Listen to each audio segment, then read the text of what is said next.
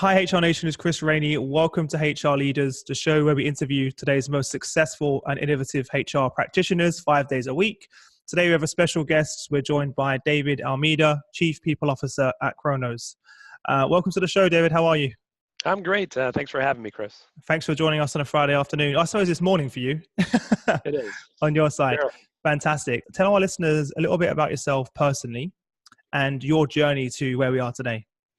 Yeah. So, I'm talking to you from Massachusetts, essentially where I grew up. So it's where my wife born here, native here, and so as a result of that, we're never moving, and that's definitely been an impact on my career over the years.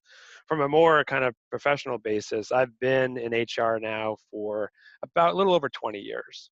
And the majority of that before I came to Kronos a little over 8 years ago was at Staples, where I left as the global head of HR in April of 2010 to join here.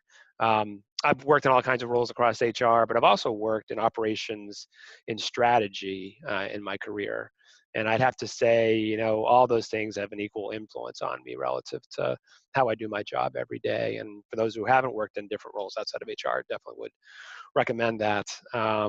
I tried to be a little intentional over the years in picking what I did in HR. For example, I worked as a regional employee relations guy for a while, and then during that time, I negotiated 33 separate labor agreements, which some might not think is fun, but the experience you get out of that is pretty beneficial as you think about things down the road.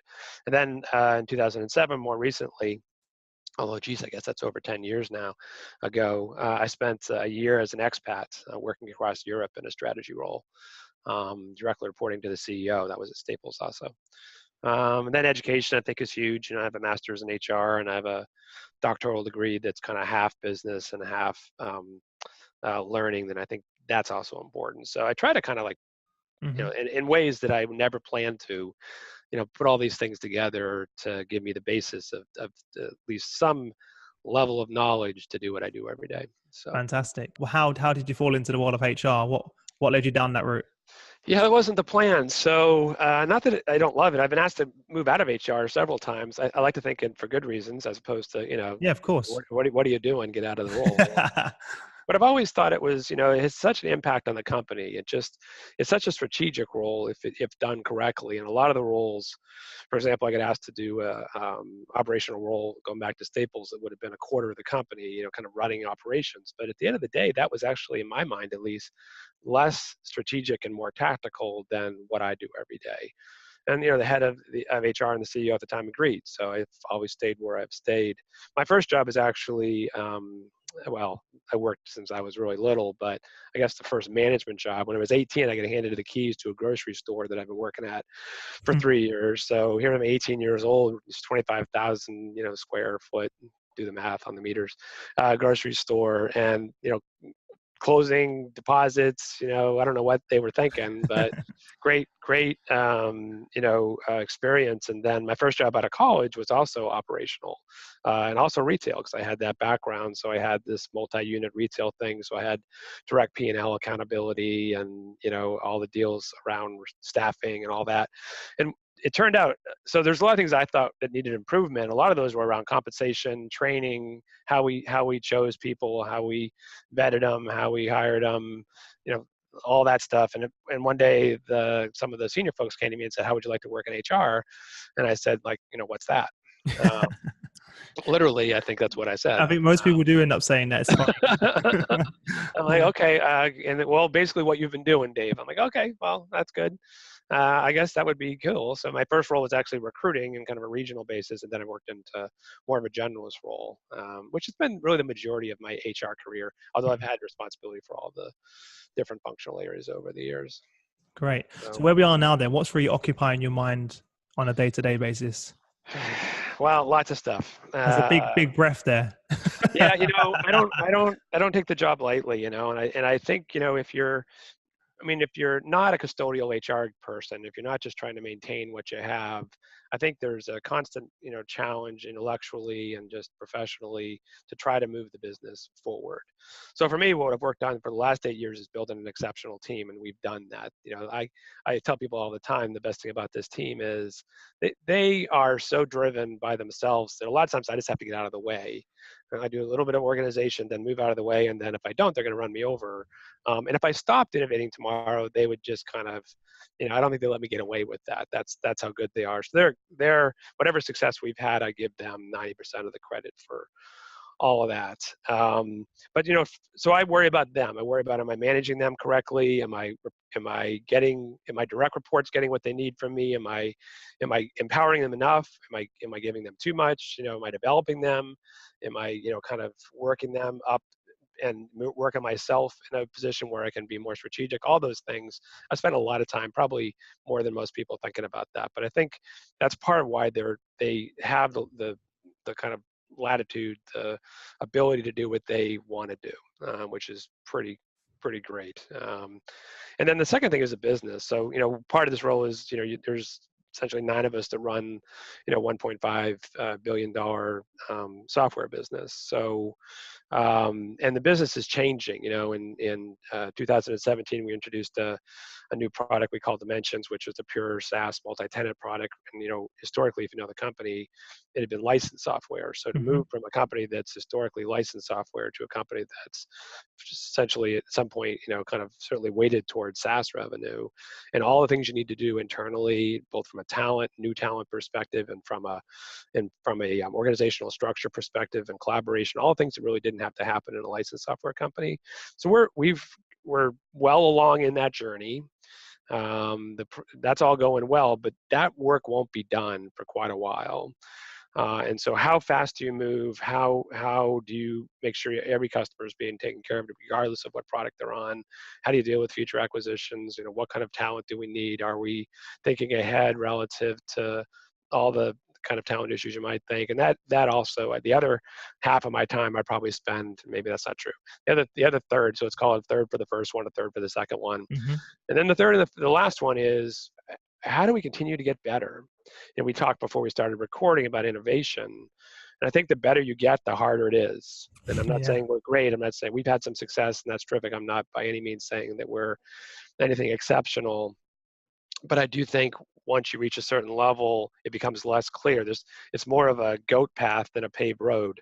To kind of move ahead. In a lot of cases, there's actually no path. And so how do you as an evidence-based HR organization, how do we feel comfortable doing things that we know are going to have a positive impact on employees in the business, when there's really very little kind of other organizations to look at that have kind of gone here before.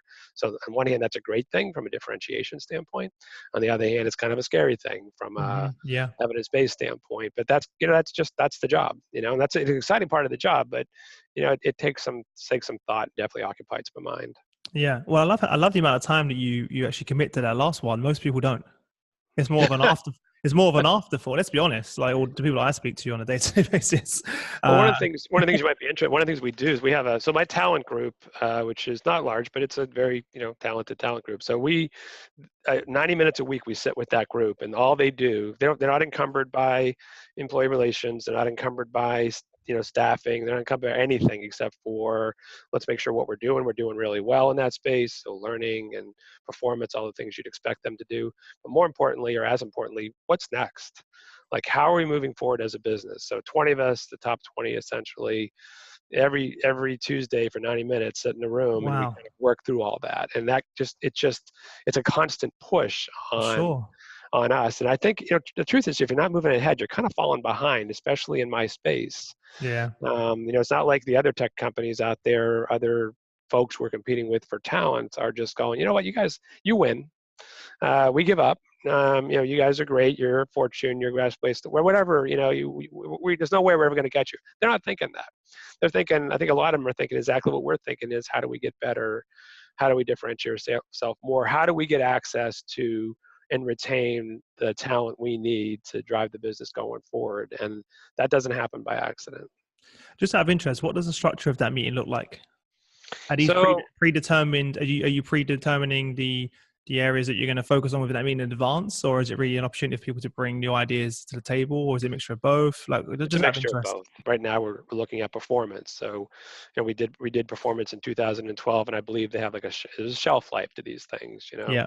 If you really want the organization to think about that in a different way, if you want to raise the bar. So that needs to happen. That's a tricky one because you only have a couple times during the year where you can really, you know, influence that, right? So that's ongoing, and then there's some other work related to engagement and some of the stuff we're doing I can't talk about because That's all it's right. just too much. It's kind of in the R&D ways. But Yeah. yeah, to your last point, if one thing that I think we do well is we empower people to bring forward and encourage people That's actually. what I was trying to get at. Yeah, I was wondering Yeah, what that I looked mean, like. Yeah. it has to be, and not only in the HR team, but beyond. There's certain people in the business that we get a ton of ideas from. And then, we talked about this before we got on. There's we can never be insular. We can never be in a situation where we think we know the answers and we don't have to go outside and look for how other people are doing these. And a lot of times we get ideas that aren't directly, someone might be doing something that's interesting that we can kind of slightly spin and do something different with. And we and myself and the head of talent, we make at least 2 trips a year to other companies that we've pegged as leaders in certain spaces. And it depends what we're working on. But we might reach out to, like, we've been to Google a couple times, we've been to Facebook, we've been to I don't want to keep naming names, but lots of companies Yeah.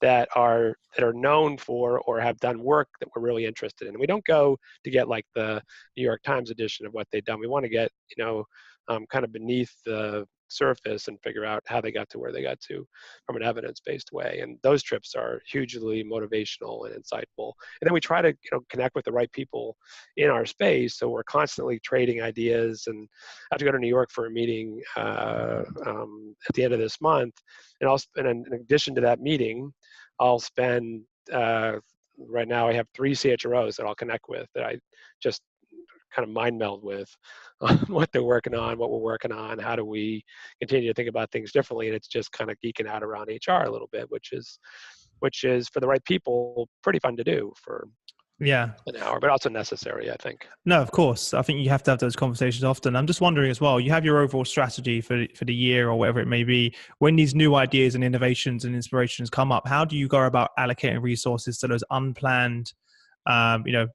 insights or ideas? And how do you fit that within the current planned agenda that you already have in place? Because I'm just wondering how you balance that out, because you have to move quickly now. No longer can you really set a 2-year, 3-year plan, because it's probably going to change in a few months as well. So I'm just wondering how you manage that. Yeah, it's a great question, and I think that is the job, right? So um, you kind of like are constantly reprioritizing what you're Yeah. doing. And so there's not a finite ability, there's a kind of limited capacity of the organization to basically absorb things in a way that's meaningful. So as much as you might have 20 ideas you think are great, first you got to prioritize them. Second, you got to think realistically about the sequencing of those things, and then secondly the prioritization of those things, and how you implement them and when you implement them, so the organization will actually really do something with them. If you're just looking to check the box, you can do as much as you want.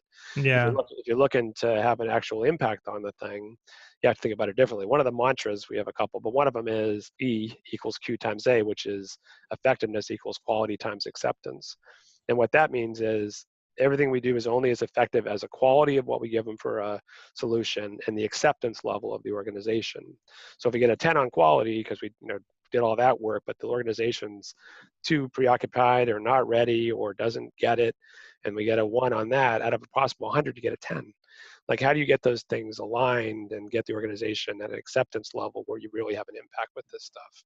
Mm-hmm. And that demands all this prioritization and sequencing. And there's a little bit of there's a lot of dovetailing of these things. You can't, whatever you decide to do, you can't decide, over here you're going to do something really cool that's got nothing to do with what you want to do over here.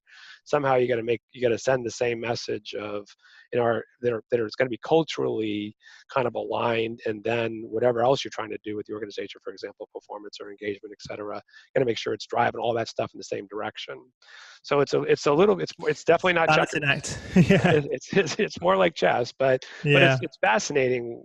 It's fascinating. and that's what we get, excited about, is taking all these things and putting them together in a way that, where the combination is a heck of a lot more important than these things individually. And that's really what we've been doing over the last 8 years. I think you put it well when you said about how instead of just ticking the box, because I think many companies, they just tick the box. We're doing something around, I don't know, D&I, tick the box. Yeah. No, right. Whereas is it actually have an impact on the business, and is it in line with the business strategy? And is it authentic? You do it, you check the box, you're like, good, we're good. What do you guys do? Well, this is what we do. Okay, that sounds great, but are you really doing anything? Are there any proof points within your organization that's having an impact, or are you investing in supporting what you're doing, or is it reflected in your hiring practices or your employee relations practices? How embedded is it? And the answer a lot of times is it's not. It's just we kind of check the box. And I'm not criticizing. I know this is a tough thing to do, but I think it's harder to spend time thinking through how these things kind of align and do them in a way that conveys a larger message and that is authentic. Fantastic. Well, during your time, both in Kronos and I suppose even in other organizations, could you share a project or a transformation that you've been through that stands out the most to you, that sort of comes to mind? Yeah, there's a lot. I mean, I think, Sure. it's fun. I love this. I mean, as I said before, I could have done other things. It's just such an impact. So I'll pick a more recent one just because we don't have that much time, because I have so much passion about so many things we've done in the past. But more recently, we've been spending a lot of time on manager effectiveness. So what we did in 2016 is we kind of flipped the performance appraisal on its head.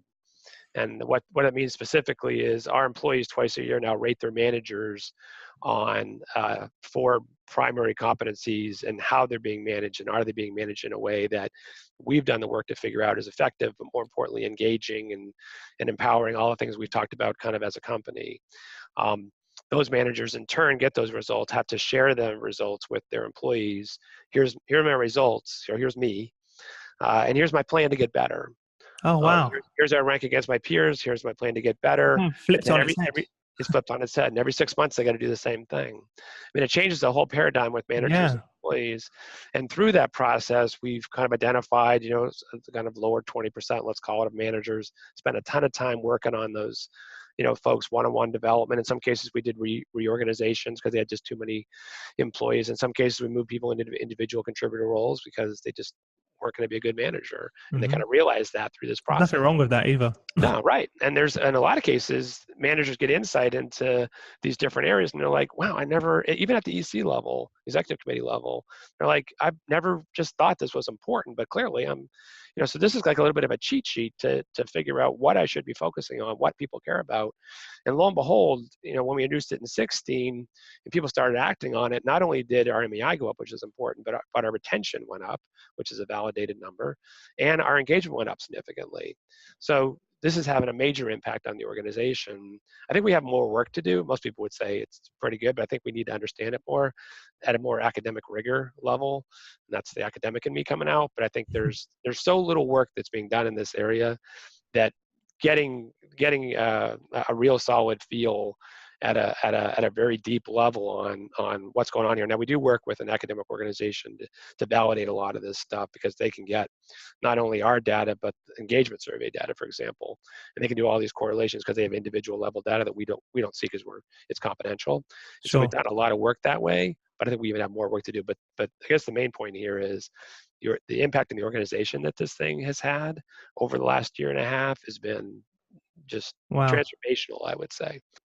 So the 4 areas are communication, and there's multiple things I'm not going to bore you with underneath that, but each one of these has questions. And the way we did is we built it into the engagement survey.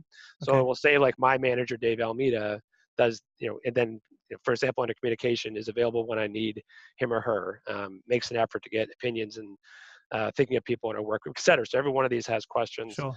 The second one is develop, the third one is empower, and the fourth one is support. Like I say, twice a year, every manager gets this. And so there's no place to go.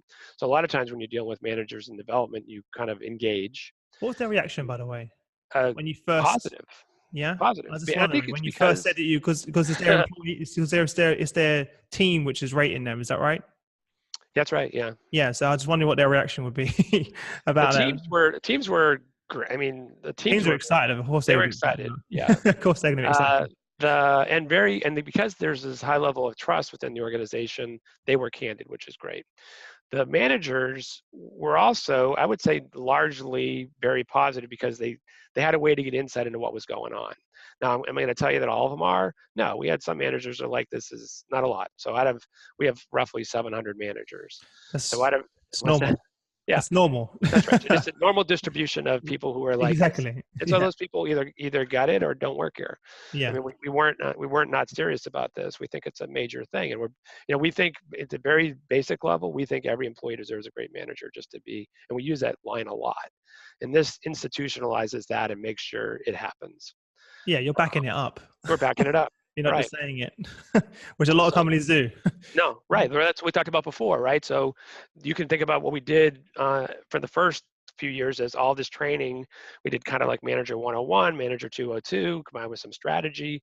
So that's what most people are done. That's your window dressing a little bit. I'm not saying it's not important. This institutionalization is making sure it really is going to be a Part of the core culture. part of who you are. That's right. Yeah. Driver of culture. So that's the difference between what we talked about earlier, doing things that are kind of surface-ish and check the box, as opposed to making sure you're actually doing something that's going to change your culture. Because most companies do this work and they're like, I don't get it. Why aren't managers? Why aren't they acting differently? We did all this work, we trained them, and then I'm still seeing this behavior. A It's one-off because you don't know workshop's not going to solve it. No, that's right. A one-off training session. Why don't they get it?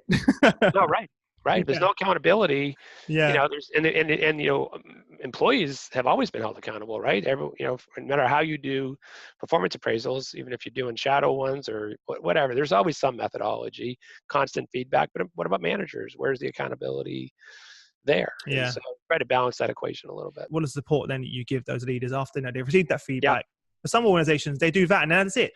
Ends there. No, there's virtual development for everybody, and then there's one-on-one development for folks who ask for it, right? So we had to set ourselves up in a way that, because think about what we did. Yes, we did do all the training, but now you're getting this piece of paper and you're like, here's you, and here's the 5 areas out of the whatever you need to focus on. Okay, how do I do that? And so we made sure that was all lined up ahead of time, and it's an ongoing thing. We bring on new managers all the time, so there's a kickstart program that they take in the first 90 days that's aligned with this, and then there's a deeper 2-day program, etc. So then there's coaching if they need it. So this is like everything we do, and I think people actually believe this. It's not meant to be a gotcha. It's meant to be developmental.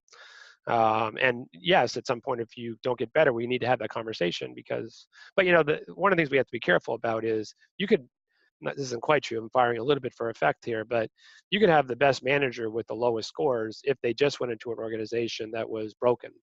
And so they may be disrupting things in a way that employees are like whoa,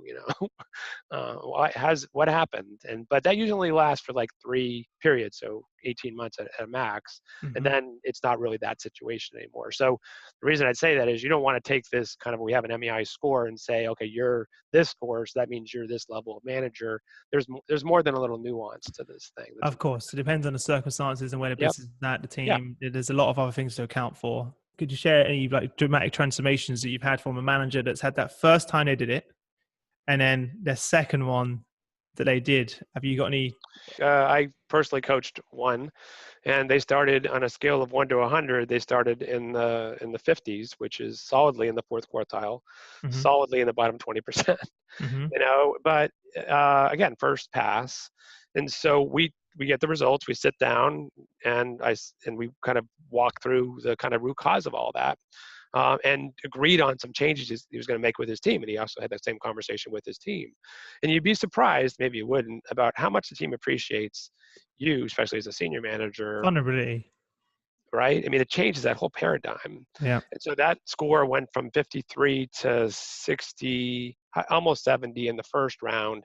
And then over time, I think now that person is in the 80s. So, but it was more of a, and because they took the biggest, opportunity first, and they took the second biggest second, and they just kind of get better over time, And we've seen our overall score average go up too, as you'd expect. And that's what drove engagement up and retention. So yeah, of course, it's all going to be a knock-on effect of everything. And I love the fact that the first ones, I think, are always going to have the most power, because it's that initial feedback from everyone that you it's a shock sometimes to the system, and a lot of people was unconscious. The things I guarantee you, there's a lot of people that did it. I know when I did a similar thing in a role as well, and a lot of things I was doing which my team didn't like, and they were unconscious.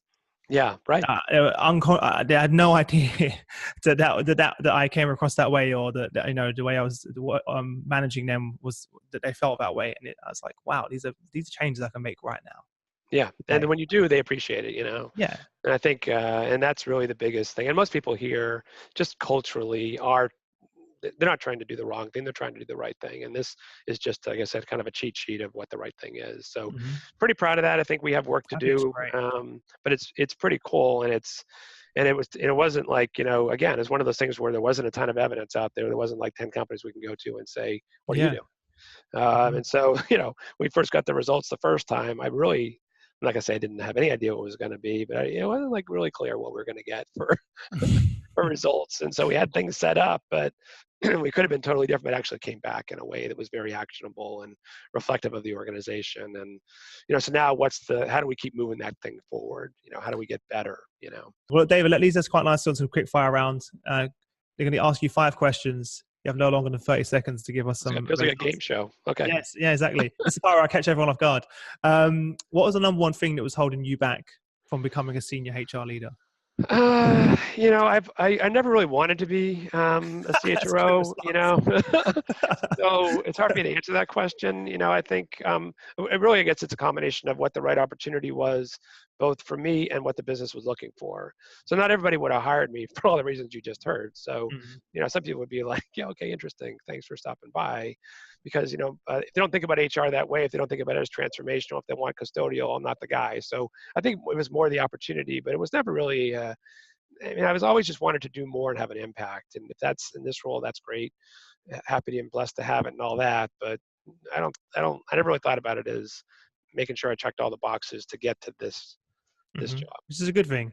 Yeah, Otherwise, I think so. you put too many barriers in front of your own journey. And you probably would do some things for the wrong reason also, Yeah, to please people or and maybe if not you're, following your passion, as opposed to doing that. yeah. What's the best piece of business advice you ever received? I would say, someone told me once, this isn't mine, but run to trouble is what I tell people when they, when people are like, what are you talking about? I'm like, well, there's lots of people that can do the day job, but if you can establish yourself as a person that can problem solve and isn't afraid of big, hairy Yep. problems, then you're going to do great. Now you actually have to solve them, or at least, at least show some competence in the Yeah. process of trying to solve it. But people, we need people that are doing the job. We need more people who are going to solve what's always happening in business, which is these big problems. And so, and it's a way to get recognized even at a junior level that'll get you ahead a lot faster, if you pay enough attention to it, obviously. Yeah, I love that piece of advice, by the way. I said that to a lot of my friends, and in a similar, not in that way, but in a similar vein. And I've seen them really grow rapidly in Yeah, organizations they work within, because they would come to me and say, Chris, they'll moan about work, right? They'll be like, this is doing this. I'm like, why don't you go and solve that? And like, oh, it's not my job. And one of my friends was an operations person recently, and he basically rewrote their entire operations manual. He was like a very junior person, sent it to the CEO, and he was promoted to like head of European operations like 6 months later. love And it. like literally just leapfrogged Right, years of thing. And I was like, you moaned at me about it. Go and solve it. And he wrote the whole thing. I was like, wow. And now he's like right. operations director for a huge oil and gas company. Well, good for him. It took courage to do, because Yeah. it could have been a I little said to bit. him, what's the worst that's going to happen? Like, you just showed Right. initiative and that you were going above and beyond. Like, really, it can't go wrong, really. Like, if it's I don't really a know. problem, I mean, Jerry um, Maguire comes to mind, but other yeah. other, other than that, if you do it well, Yeah, it yeah, worked out well this time, guys. So don't blame me if you're all listening and you do something. Don't blame us.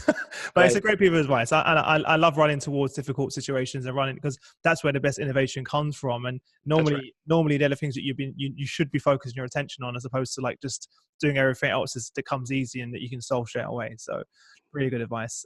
What's one book you'd recommend to our audience, and why? It doesn't have to be HR related. No, that one's an easy one. I'm going to even hold it up here. So this is the book I talked to you about it earlier. This is the book my CEO wrote. So Nice. it's called Work For Inspired. everyone listening who can't see the book, what's it called?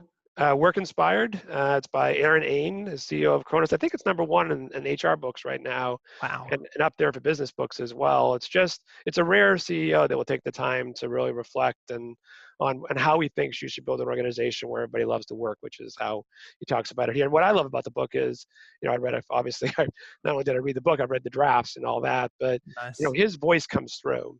And he's a Glassdoor CEO of the year, I think, for 2 or 3 years in a row. I mean, and that's not a kind of manufactured thing, as you know. But You can't manufacture that. No, you can't manufacture that. So he is what he is, very authentic leader, and that comes through in this book. So I would definitely recommend that. Fantastic. Well, I'm gonna have to get him on the show as well. Then, if you intrigued. No, he'd love that. Love to get him on the show. Fantastic. Well, I'll definitely link that in the show notes. I'd watch that podcast. Yeah, fantastic. Well, I'll definitely link that in the show notes for everyone to buy the book as well. Could you share one internet resource that you use personally to stay up to date with current events or stay productive?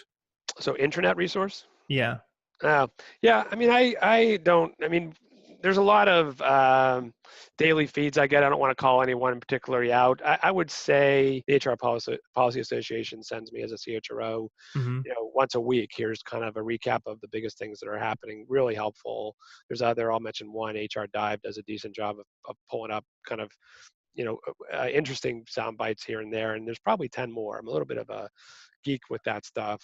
Sure. But there's also a ton of business ones that I look at because, the business things usually have underpinnings that are related to what we do, and you need to understand that just as much as the HR stuff. So, but those get into the teens. So I would say 20 or so a week. Wow. Well, just different. You kind of keep, is that so you can keep abreast of just a variety of content as opposed to one?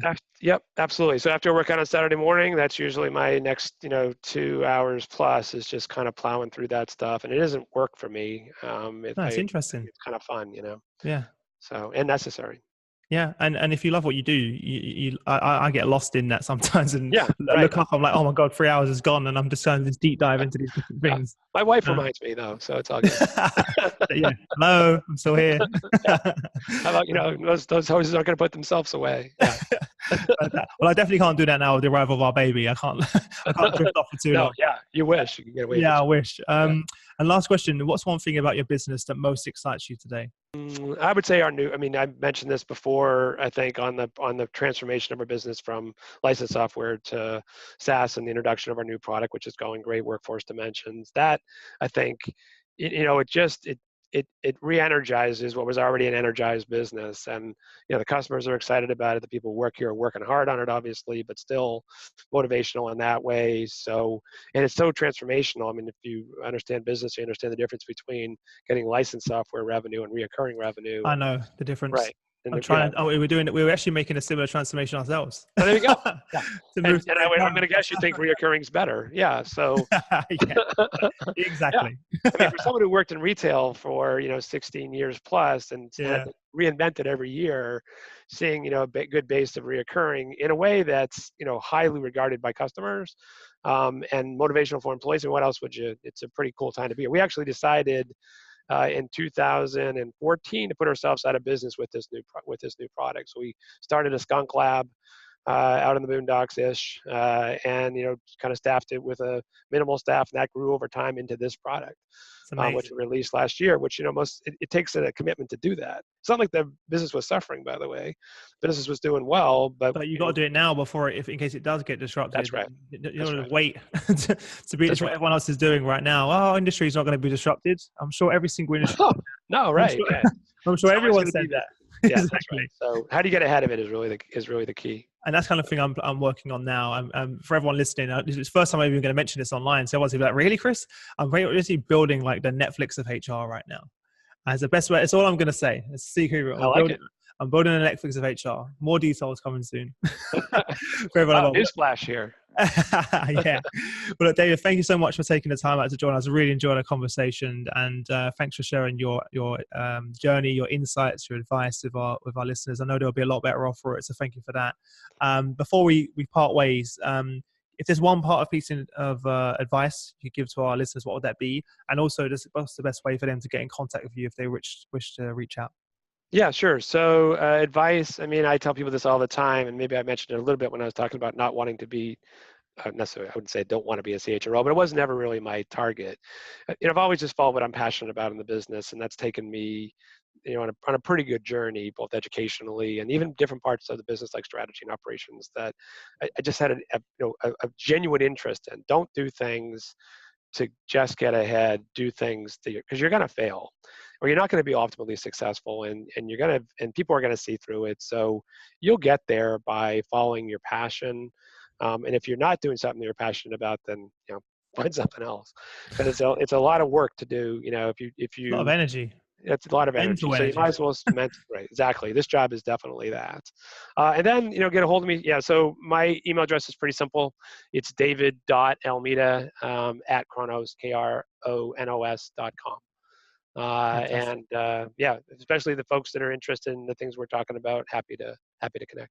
Great. Well, look, thank you again. Guys, head over to hrleaders.com as always. There'll be the show notes on episode, everything we were talking about, links to everything in there. Link to the book that you mentioned will be in there, so you guys don't have to go anywhere else. Thank you again, David. I wish you all the best until we next speak. No, awesome. Really enjoyed it, Chris. Thank you.